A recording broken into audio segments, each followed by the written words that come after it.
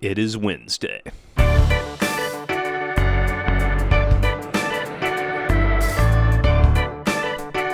Wow.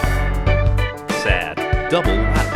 So, it's raining outside today, so we are going to be in here instead of outside. Also coronavirus. Today, we will be taking your questions and your answers, or my answers. Today, we'll be taking your questions and replacing them with my answers. Franklin Magoo III asks, is the TopHouse merch line ever going to come out with a pair of sandals that'll make a person shorter? Well, actually, yes. They're called knee sandals, and you can only use them by walking on your knees.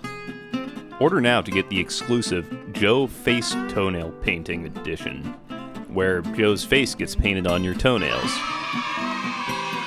which no one can see because you're walking on your knees. Sarah Twum asks, what catastrophic event occurred to inflate Earth so that it wasn't flat anymore? Great question. Hey Jesse, what event caused the Earth to become round?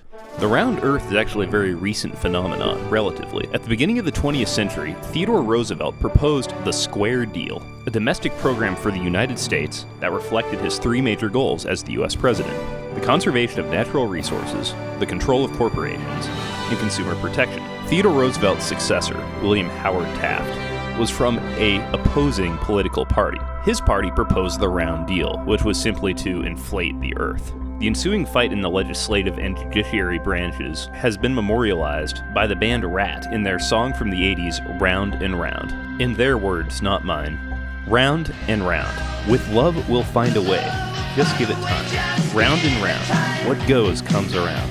I'll tell you why. President Howard Taft finally completed his goal of making the world round near the close of the Vietnam War, just in time for Neil Armstrong to land on the moon.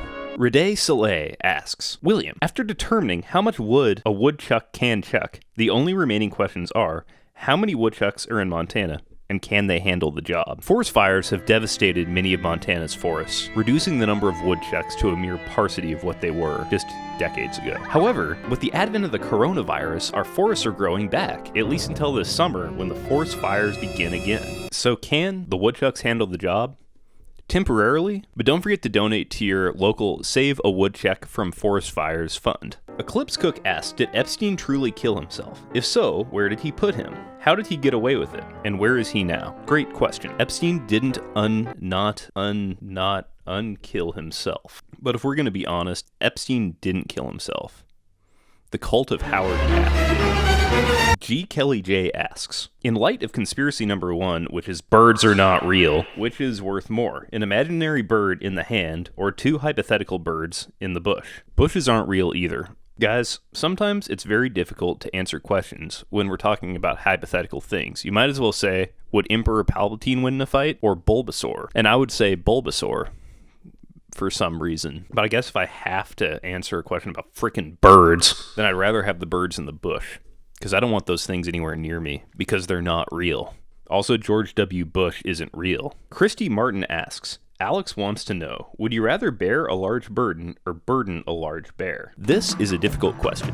Let us examine the pros and cons of bearing a large burden versus burdening a large bear. Pros of bearing a large burden: increased back strength, increased leg strength, potential increase in dexterity after you remove the burden, as long as you held the burden for a long enough time to increase muscle strength. Cons: you are slower. If an unburdened bear attacks you, you will probably die. Pros of burden on a large bear: convenient. It'll be harder for the bear to kill you if it decides to. Cons: saddling the bear with the burden would be difficult and probably involve sedatives and enlisting your little brother. There's still a good chance you couldn't outrun even a burdened bear, and even if you are not burdened, an unburdened bear could still bear down upon you. With all of these things in consideration, I would rather bear a large burden so that bears are less likely to be involved at all. Stay safe, don't do coronavirus. Thank you for listening, and have a good day. Or night. Or both.